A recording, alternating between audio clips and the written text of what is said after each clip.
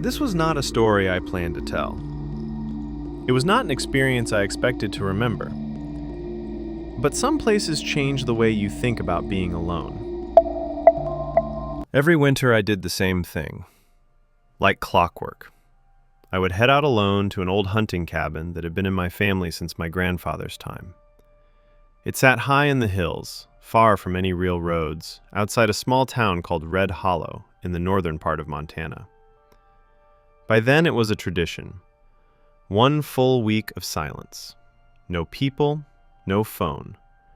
I checked my trap lines, pulled footage from the trail cameras, split firewood from trees the wind had taken down over the year. I lived out there like time had slowed to a crawl. That year, I went up during the 2nd week of January. A heavy snowstorm had rolled through a couple of days earlier, turning the access road into solid ice. I drove my pickup as far as the plows had gone, parked it about 1 mile from the cabin, and hiked the rest of the way with my pack.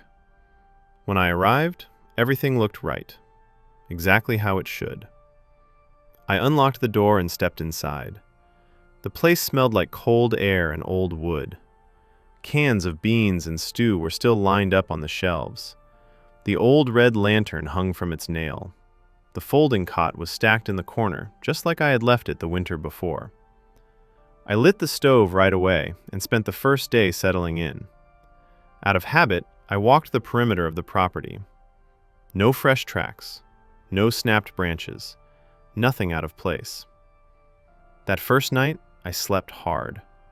No dreams. I woke up early, made coffee on the stove, and read one of the beat-up paperbacks I always kept up there. The second night was when things started to feel wrong.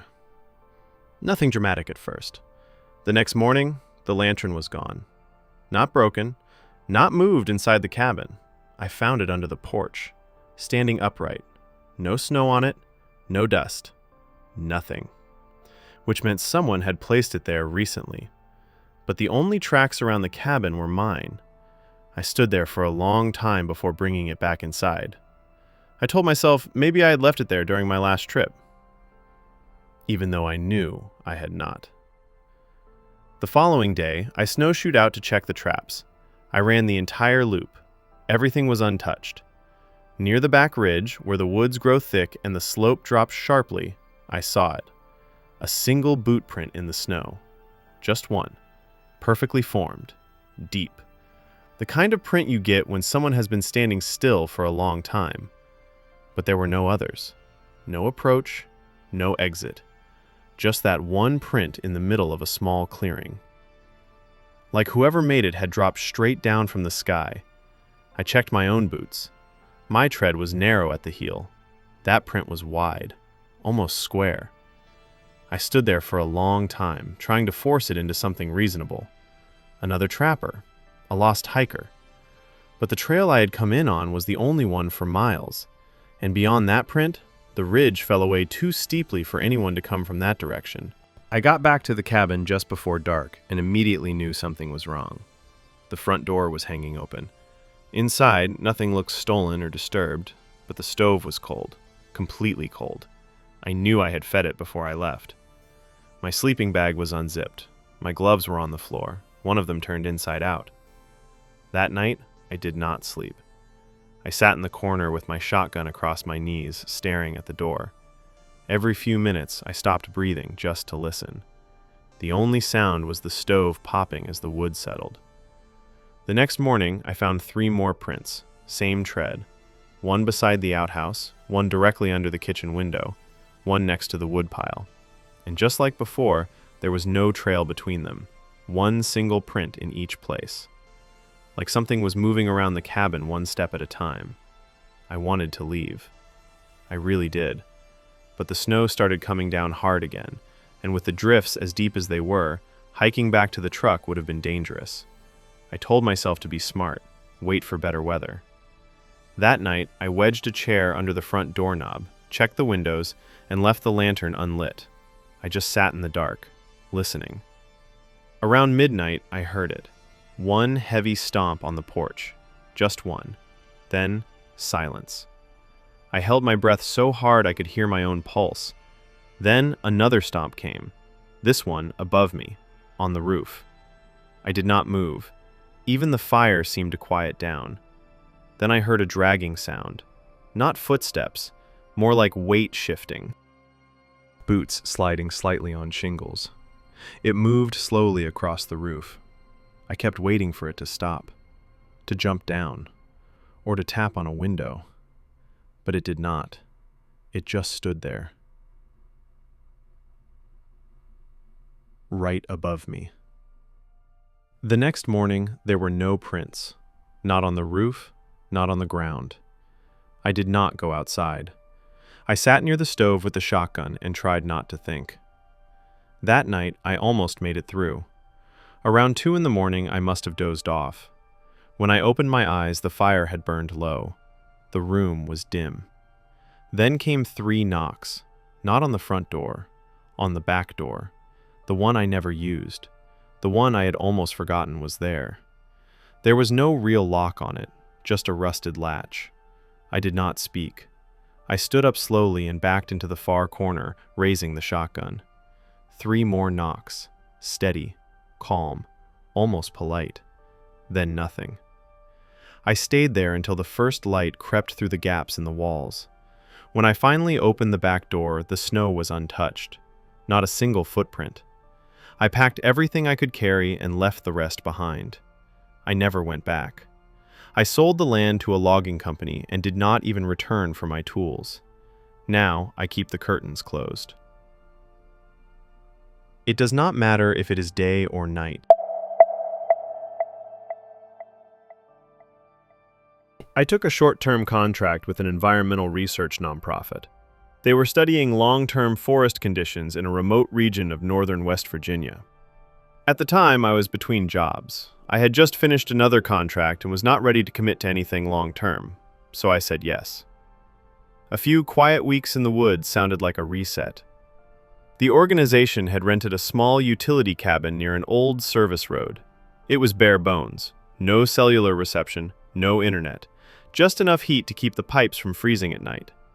There were 3 of us assigned to that phase of the project, me and 2 field technicians from North Carolina named Evan and Luke.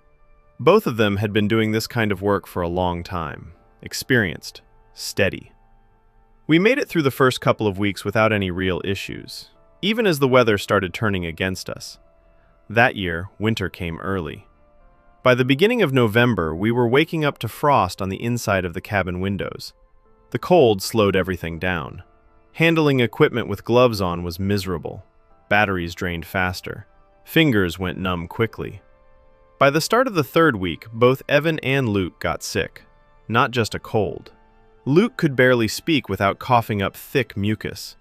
Evan was burning up with a fever and shaking uncontrollably. They figured it was the flu, or something close to it. They loaded up the truck and headed back toward town to recover. They told me they would return in a few days. That left me alone. Alone with the equipment, the maps, the global positioning unit, and 1 remaining sensor site that still needed to be installed. I told them I would handle it. 1 last solo run. Then I would pack up and head out too. It did not seem like a big deal. I had already mapped the route. I knew the terrain well, and I did not want to sit in the cabin doing nothing for 2 days. They left me the truck and the radio, though neither helped much. That far into the mountains, the radio barely reached past a few ridge lines, and my phone had lost service hours earlier. I left the next morning just after sunrise. The air had a sharp bite to it, the kind that makes your lungs ache on the first deep breath. The truck carried me as far as a locked gate. From there, it was a 4-mile hike on foot. The trail was barely a trail at all. Winding deer paths, overgrown hollows, old fire breaks that had turned into thick mud. No signs, no markers. I flagged my route as I went with bright tape. There was only about an inch of snow, but it softened the ground and swallowed sound. Everything felt muted. I could barely hear anything beyond my own movement. Even the birds were gone, or hiding somewhere warmer. By mid-morning, I reached a reference point we had logged earlier that season. A large oak tree split down the middle, standing right at the base of a slope. It looked like it had been struck by lightning decades ago. According to the Global Positioning Unit, The sensor site was only a few hundred feet away. The sky had turned a flat, lifeless gray. I could feel the cold creeping into my hands, even through 2 layers of gloves. I found the location, unpacked the equipment, and started digging. The soil was half frozen, slow, frustrating. That was when I noticed the marks in the snow. At first, they barely registered, just faint curves etched into the surface, as if something had moved through the clearing without walking in straight lines. The shapes formed wide arcs, too smooth, too even. Together, they created a loose spiral, about 10 feet across, circling inward toward the exact spot where I was kneeling. I stood there for a long moment, just staring at it, trying to make it fit something logical. Runoff, wind patterns, animal behavior. But the rest of the snow around it was untouched. The air was completely still. I could not even hear my own breathing anymore. I forced myself to finish the installation. I marked the stake, took the photos, logged the readings. Just another task. But when I finally stood up, I realized how deeply cold I had become. My outer layer was damp with sweat, and the air cut through it instantly, the kind of cold that settles into your chest and refuses to leave. I turned to head back. That should have been the end of it. As I passed a dense stand of mountain laurel, I caught a flash of color uphill. Pale yellow, faded, almost washed out, like a jacket. It was there for less than a second, then gone. I do not know why I followed it. Part of me assumed someone else had wandered out there. A hunter, another hiker. It was unlikely, but not impossible. The moment I stepped beyond the laurel, the air changed. It felt heavier, like it pressed down on me. The snow was thicker on that side of the slope, clinging to branches, piling unevenly on the ground. I reached the spot where I thought I had seen the color. There was nothing. No jacket, no footprints. I turned to head back. That was when I heard the voice. It was not a shout, just a short sentence, low, cracked, like wood snapping underwater. It did not come from any one direction. It was everywhere, around me, as if it had been waiting. I froze, did not even breathe at first. My eyes scanned the trees, expecting someone to step out. No one did. I told myself it was a tree settling, something falling. Even as I thought it, I knew it was not true. Then it spoke again, louder. That was when my legs started moving on their own. I backed down the slope, fast but careful. My boots slipped in the snow.